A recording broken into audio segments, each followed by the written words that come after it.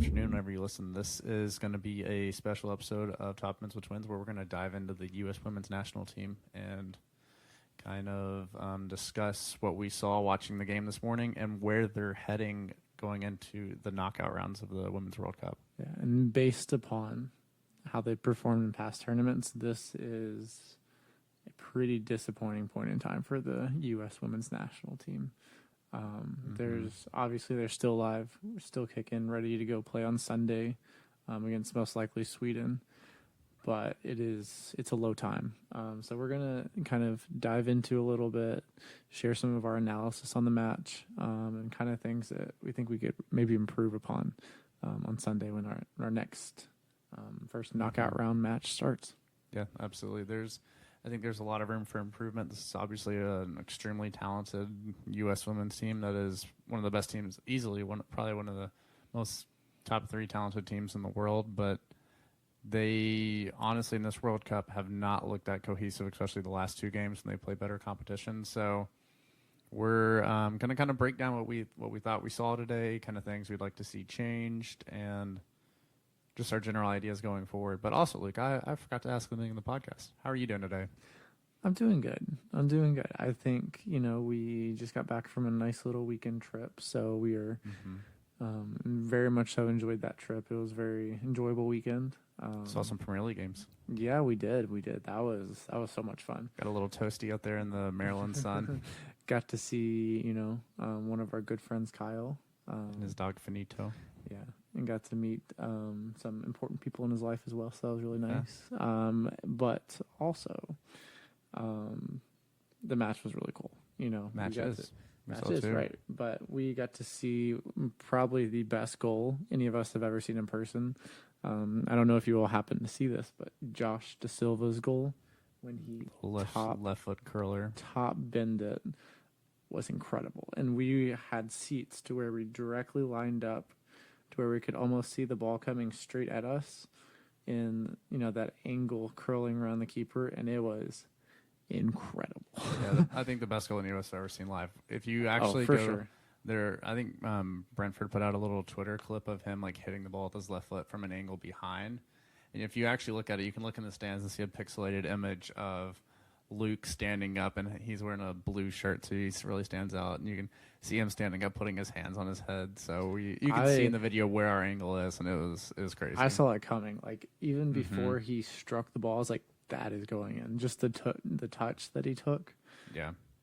I guess the universe told me different levels, man. This ball is going in.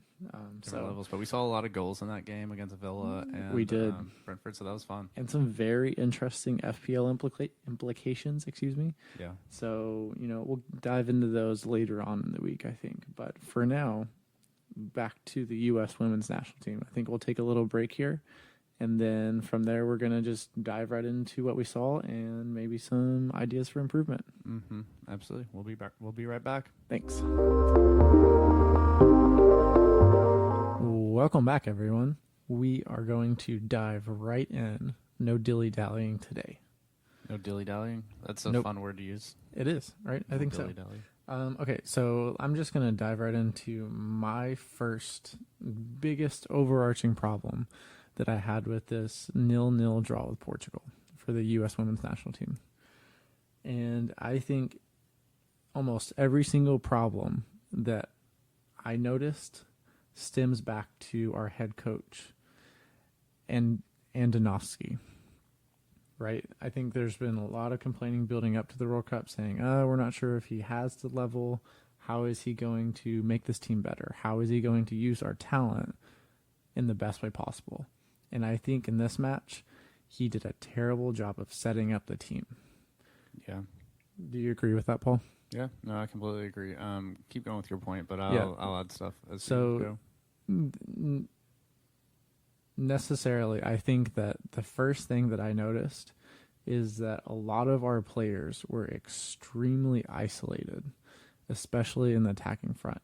I felt there was a very massive divide between our defenders, our midfield, and our attackers. There was no level of complexity that allowed our players to have intricate interplay that connected each level of the pitch, right? Yeah. So the issue that I see there is I rarely saw any triangles where our players are interplaying, offering each other opportunities to play the ball in a way that, you know, that offers opportunity, but is not putting a lot of pressure to where it's an extremely difficult pass.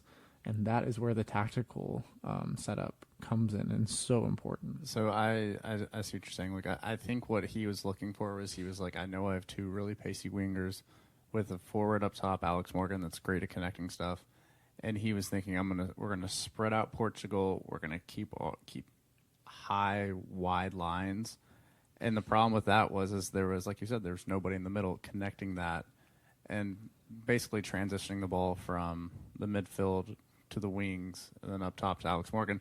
And the issue is that I mean, whenever you're playing a team like Portugal that put in a match like that, you have to adjust. And I didn't feel like there was any adjustment. Like Megan Rapinoe was him trying to change a little bit of that, but she didn't look on form. She looked like she was not outclassed in the game, but she didn't make an impact that I think he wanted her to make. No, she did not, right? And I think the big thing here, right, is Portugal kind of set up in like a 4-3-1-2, something of that nature, right? Obviously a little different when they're on defensive and attacking, but the biggest thing here is I felt like anytime the U.S. was going to break, it was either a one-on-one with the winger, and then they'd be double-teamed and have nowhere to go with the ball, nowhere to cycle it back to, because they are so isolated, and you're attacking with essentially four players, you know, Williams, Morgan, Smith, and then Sullivan, right?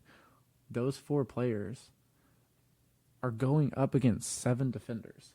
Right? Yeah. So, I mean, mathematically, it makes so much sense that there's no opportunities, and they need to push more bodies forward, frankly, is what I thought. Yeah. You know, in that situation, I would prefer to see a single pivot instead of a double pivot that we ended up playing, or maybe even a back three, right? Push people up, use wingers in order to use those fullbacks to allow your wingers to push into those half spaces, and then with them playing that 4-back, we can go at them in a really kind of productive, you know, intricate way. But with the way we're set up, there is no ability to adapt, to be creative. It was just one-on-one on the wings. And I felt like that's all there was. I completely agree with what you're saying, Luke. And another big thing we haven't talked about yet is Rose Lavelle's going to be out for the next match. And that's somebody that provides a lot of creativity up top for the U.S. and helps them facilitate balls out to the wings, through the middle, and just taking shots from them. And it was a questionable yellow. I mean, it was questionable, but I mean, like, she has to know in that situation that, I mean, she may have got the ball first and just kind of slid and then taken her out, but in that situation, you have to know. You really do. I mean, and that's the thing is it's the 39th minute. I don't know. It just felt like get to the half, get through that, and it just kind of honestly felt like a metaphor for the entire match, right? Yeah. It was a poor decision to go in for the challenge. Unlucky that she was given a card, but it just felt off. It did feel a little off. I think it just felt off. It's hard for me to be, I guess we can kind of just dive into this right now, to be super optimistic about this team going forward, because it seems like there's a lot of rigidness to this team right now, and it doesn't feel like they're playing from a happy place realistically. You know, like it's not like the game doesn't seem to be flowing for this team, and I don't know what options they have to change that up. I don't know if you go younger, if you bring in some of your younger, more extremely talented players they've had on the bench, if you change your shape. But if you do that, then you're opening yourself up to a lot of different discussions about if you lose, or if you could just lose by doing that. So there's a lot of question marks with this team going forward into the knockout stages, and I'm not sure if they're going to be able to adapt. And we know that Sweden is essentially the USA's kryptonite over the last 10 years. They've had very difficult times with them in the past.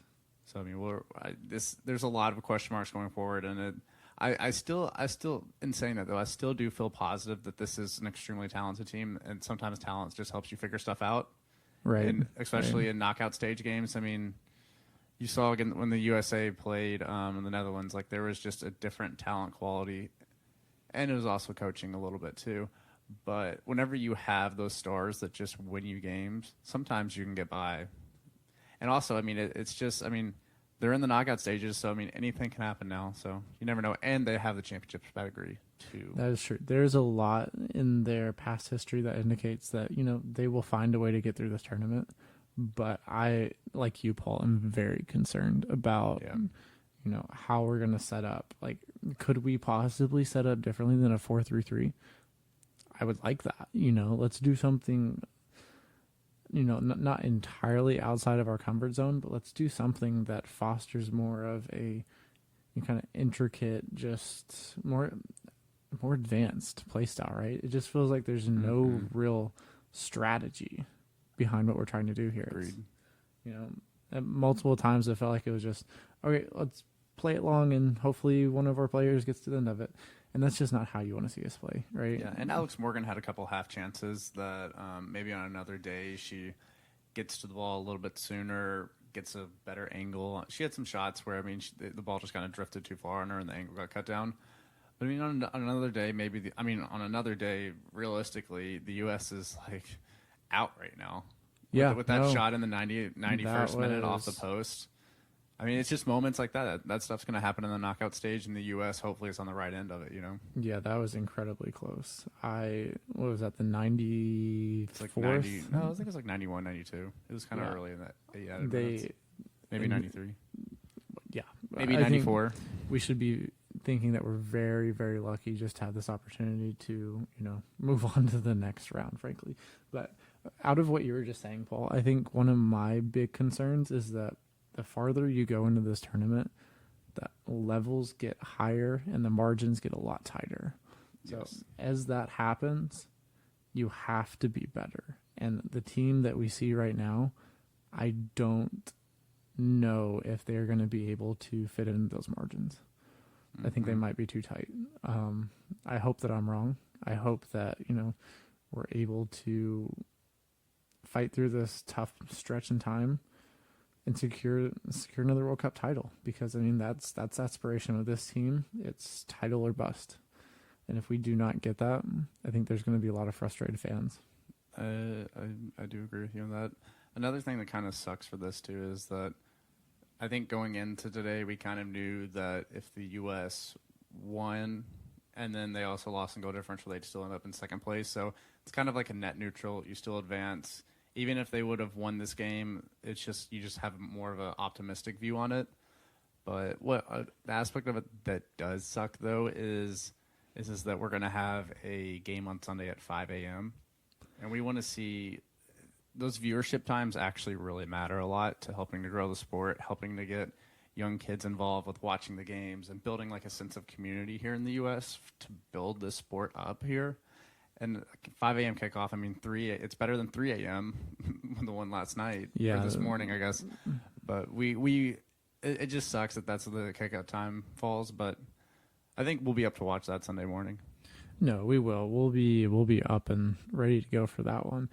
I do worry though that as you were saying, Paul, you're kind of talking about how, not having as many eyeballs on the match that's very important, because you need the money coming into the program, right? The amount of viewers that we get, that is directly correlated to how much money advertisers are willing to pay. That's directly correlated to how much we sell jerseys for. All of these things, right? And I think that the U.S. women's national team is at this precipice, right? Where for the past 20, 30, 40 years, right, we have dominated women's soccer. Oh yeah, no question. There's no question about that. But other countries are catching up on the skill level. There's no doubt about that. The talent is vastly and quickly approaching where we've been at for a long time. Mm-hmm. And now look at the women's Premier League. I mean, that league's exactly right. There's so much growth in there. France, it's Spain. Incredible to see this for giving all these opportunities to young women that they can go out, support themselves, and be incredible at what they do. We love seeing that.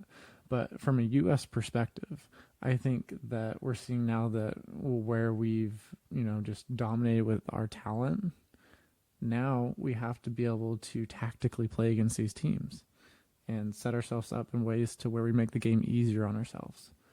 And that is not what we're doing. We are making the game harder and really just struggling through this World Cup, it feels like. And I will have to say, if the U.S. does not at least get to the final, Andonovski is long gone. Yeah, and look at his record. What was it, like 51, 10, and like 3? Yeah. You know, which and is nuts. I mean, I understand what you're saying. I agree he probably is gone. But, like, you have that coaching record and you lose. Like, yeah, but I think, you know, the success of a coach isn't necessarily in the win. It's do you make your players better? Yeah. And it clearly feels like he's not. Maybe he is making them better, technically somehow, but ultimately he's not putting them in positions to succeed. Yeah, and, succeed as a group. I think I know that U.S. men's national team Twitter and U.S. women's national team Twitter have always had a lot of beef and a lot of things they've disagreed on. But I think we can all agree that we're entirely unhappy with a lot of our coaching choices we've seen at the Men's World Cup and now the Women's World Cup. And maybe we can bond over that. Just become one whole community, you know? I would love to see that. That would be great. Yeah, I would be a big fan of that as well. Yeah, just have just U.S. fans everywhere, you know? Yeah. Well, I think maybe we will take a little break here. Does that sound good, Paul? Yeah. And we'll come back and maybe talk about the upcoming match, what to expect from Sweden, and, you know, kind of just wrap it up from there, I think. Yeah. All right. We'll be back, guys. Thanks. All right. So, like, we've been a little negative today on the podcast. Maybe not negative, but just a little, what's the right word to phrase it? A little speculative of the U.S. going forward. Yes, we have been. But I will say, I think we need to end this on a little bit of a happier note and say that I think the U.S. still has a good chance of winning this World Cup. Oh, they do. They have the talent. They have the championship pedigree, like we mentioned earlier. And I still would believe in this U.S. team to pull it off. I see what you're saying there. I think from my perspective, the overarching thing I've been trying to get across is based upon the idea that I want to see in a tournament such as this, like the World Cup, you want to see your team growing and, you know, playing with confidence. Valid. And I don't see either one of those, but we can easily find those in a match. Like against a team like Sweden, who we're probably going to face first round of the knockout round. I think, you know, we get an early goal. We feel the confidence growing. It could be a statement victory and setting us up for a deep, deep run. Absolutely. And securing. I think it's easily possible. Securing another World Cup title. So, do we want to maybe dive into the team we're probably going to be playing Sweden a little bit? Yeah, go ahead. You got some information. Throw it out there. Yeah, okay. So, just off the bat, Sweden is currently the number 3rd ranked team according to FIFA's world rankings. So, if we have a number 1 seed playing a number 3 seed in the first round of the knockouts, that's going to be a enormous It's matchup. a heavyweight clash right there. All eyes will be on that matchup if it does happen on Sunday. 5 a.m. But so what, and it really seems like it's very probable that is going to occur strictly because Sweden still has a match to play. Their entire group plays on Wednesday, so tomorrow, as of this episode being released. So on Wednesday, whenever they play, Sweden will be playing Argentina, who's at the bottom of their group table. Sweden currently sits on 2 wins, so total 6 points. Italy, who they just beat 5-0, is second in the group with 3 points. And then South Africa and Argentina are at the bottom of the table with 1 point each. So based upon that, mathematically, it would take Italy scoring at least 10 goals to even, you know, have the possibility of tying on goal differential. And that's assuming that Sweden does not draw or win their match. So it really seems like that Sweden will be advancing, probably being Most first in their group. Scenario, yes. Yeah. So I think we're just going to go ahead and plan accordingly and say that Sweden wins their group, you know, puts in a good performance tomorrow. I wouldn't be shocked to see them kind of thrash around Argentina a little bit based upon how they've been playing. That also seems like a most likely scenario there, Luke. So yeah, and you know, based upon how That's they're playing, what should we expect to see from Sweden whenever the U.S. plays them on Sunday? So in their first match, they played South Africa. They won 2-1. It was actually a pretty tight affair. Sweden ended up getting the late 90th minute winner by Illistot. I think that's how you say that. My apologies if I mispronounced. We'll touch up on our Swedish pronunciations. Yeah, I'll talk to my friend Boris and see if he can send over any recommendations. So Sweden won that match 2-1 in their first, round of the match of the group stage. And then following that, they played Italy, who is currently the number 16th team in the world based upon the FIFA World Rankings. And they annihilated them with a 5-0 win. It's a big win in a World Cup. It is. It's a lot of goals. Yeah, especially against a good team like Italy. It's a statement victory for sure. Mm-hmm. But kind of backtracking a little bit, whenever Sweden played South Africa, they played a 3-4-2-1. And then whenever they were matched up against Italy, they played a 4-2-3-1. So I think against the U.S., we're more likely to see a 3-back just out of respect of our attackers. The speed. Yeah. The speed, and it offers more defensive flexibility. I think they're still going to be able to create going forward with committing, another body back, but I think that's what we can expect to see. So Sweden's probably going to sit a little deeper, but based upon how the U.S. played today, I would not expect us to dominate possession either. Yeah, I mean, Portugal didn't dominate possession, but I think they ended up having majority of possession. I didn't see the final numbers. But if I was watching that game and I was a Swedish coach, I would think if we kind of just let the game come to us and let the U.S. possess a little bit more, then they can just honestly eat the U.S. attacks. If it's the same situation that we had against Portugal today, because, there just wasn't that attacking threat going forward. Yeah. And that's not to say it can't happen, but if I were Portugal, I'd be, if I were Sweden, I'd probably go down that route.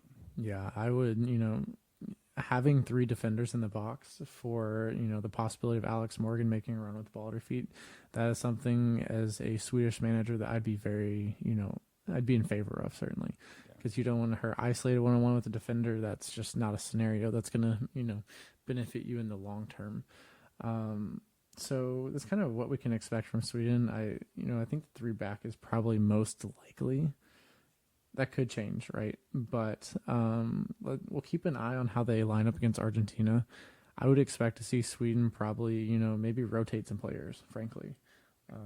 Knowing that they're going to be playing the U.S., they will want to be full strength for that and going into that match with every able body that they need there. Yeah, couldn't agree more. That's a practical move that I think also, it benefits them in the long run if they advance past the U.S. Like, if you can save legs, kind of rotate some people and maybe get them also ready in case you need a sub, do all these things. I think Sweden's in a really good spot heading into this match, the worst case scenario is injuries happening on Wednesday, but of course we don't want that to happen. I think it's going to be a tough match for the U.S., but based on what Luke said, Sweden's a very formidable team. So, but I like I said earlier, just on this little segment, I think the U.S. I think there's a good chance that they could pull some magic out and kind of reverse their form and go from there, Even though we've been talking kind of, negatively about the U.S. women's national team, I do frankly think that we're still the favorites in this matchup. I do think so, just because of our past pedigree, and obviously form is very important, but I still think that Sweden's going to go into this match with a certain level of apprehension that they're playing the U.S. There's going to be a certain level of respect that I think the U.S. could take advantage of. If we get an early goal, Sweden is going to tighten up, right? That's correct. They are going to kind of that's a doomsday feel that pressure, right? So I think, obviously, this is the most cliche statement in football, but the first goal is going to be immensely important. Yeah, it always is. It always is, man. You never. Yeah, and the mentality that underlies that's going to be really impactful for both teams in this match. So let's keep an eye out for that. That first goal is going to be really important. So yeah, my only big thing heading to this match is from a U.S. fan perspective is I want to see more tactical flexibility. I want to see the U.S. create more because I mean, like we saw this last match, it just wasn't there. And even against the Netherlands too, a little bit. I mean, look, the only goal came off a corner, which was a great header. I mean, it was awesome. But like, you want to see more chances created. And yes, there were some chances today. I mean, I'd say half chances mostly for most of them. But we want to see. We want to see the Eagles cook. You know. So, Paul, do you think you would recommend maybe changing formation? Do you just see maybe more, more aggressive tactics? Where do you see that changing? I think it starts from the midfield, and it seems like somewhere in the midfield pairing there's something lacking about essentially like I think defensively the shape's fine. It does okay out of possession because I mean we really haven't given up that many goals. Like I mean I think it's gone fine, but it's also like when we're playing a team like Sweden that's going to be different. But it seems like what we were talking about when we were watching the game is especially on the left side the ball stay on the left side stagnated. It'll kind of invert from a fullback to the midfield and then out wide. And then there's not a midfielder following up to create another option besides Alex Morgan. So they only have one option, and there were usually two defenders there for Portugal. So I mean, we have to get honestly more numbers forward, which is going to decrease the defensive stability of the team. But if I think this U.S. team is a team that wants to score goals, they want to be on the front foot. If you're going to want to do that, you have to give something up. So we have to find a way to get more people involved in the attack. Yeah, no, I completely agree with that. I think that there's like you're saying, like one of the big things that I think I also noticed as well, kind of building off of your point, is I felt like there were no switches in play. Right, there were not enough to where I felt not dangerously to keep the way we could have broke down Portugal, right, is move the ball quickly and then hit that diagonal across to the winger, right? Make them rotate, switch sides of field, and that draws them out. They're not as compact. We have more space. Alex Morgan might have some space in the box to get an opportunity. All those things, right? The quicker we move the ball, the less likely they are to be very rigid in their defense. So yeah, I completely agree. Something I'd like to see, I think, is a little bit more of a distance behind some of the passes we're making, and even just more interplay too, from the like you're saying, from the midfield to the wings, midfield to the defense. Like I just feel like there was a huge disconnect. So yeah, the best part for U.S. fans out there is that the changes can be made. And it's also like this team is somewhat of a sleeping giant because if they figure it out, like I think this is the kind of team with like all the experience they have and everything that it could click at one point in one of these games in the knockout stages where it's like, oh, okay, this is who we are. Exactly. They're still trying to figure it out, which is scary because I mean, we could go into the Sweden match and it could easily go bad. But there's also the chance too that we could get there and they just start cooking, and everything works out fine, I completely agree with that. I think that there's a high probability that we go into the next match and something clicks. It could be a moment, it could be a couple goals, it could be an early goal, like you said. That would be huge. It could be Sweden. It could be Sweden scoring an early goal, and we realize. Oh no, an early goal for the U.S. That's what I meant. No, I know, but I'm saying that maybe Sweden scoring early will catalyze us into that. Yeah, hopefully that mindset. Let's hope that doesn't happen because I agree. But I think we need a moment, right, to kind of knit everything together and inspire that play to where we're being progressive and very intelligent with how we're attacking. So yeah, completely agreed. Yeah. So just so everybody knows that the U.S. next game is going to be Sunday morning at 5 a.m. Eastern time. So if you're not in Eastern time, just adjust to whatever that is. It should be a really fun match like we talked about with Sweden. I'm sure it's going to be a lot up and down. It's going to be a highly intense match. These teams do not like each other. So it'll be a really good one to watch, and I think everybody should get up to watch it because it's going to be fun. Yeah, if you were going to watch a match in the Women's World Cup, right? You haven't watched all one of yet. them. It's great soccer. Yeah, if you haven't watched one yet, this is the match to watch, right? This is going to be perhaps the best match of the tournament, based upon, pedigrees and expectations coming into the tournament. So definitely make some time for it. Wake up a little early, and support the U.S. Women's National Team. we're wishing them the best of luck in their next matchup against probably Sweden. So yeah, I think that's going to do it for us, Paul, right? Yeah, thanks everybody listening. We follow us on all social media. We put out stuff pretty regularly about U.S. men's national team, U.S. women's national team, and also FPL stuff, which we'll be really starting to build into in the next couple of weeks with the Premier League season coming up. So just keep an eye out for all the content we have. Expect to see an FPL podcast later in the week where we are going to make teams and just leave them for the rest of the season and see how we do. Yeah, also check out our website too. Luke had a really good article up there on Christian Pulisic, so it's an exciting time to be a football fan, you know. The website URL is really easy. It's topbinswithtwins.com. So go and check that out. If you can remember that. Yeah, it's pretty difficult. The spelling can be a little difficult sometimes. Yeah.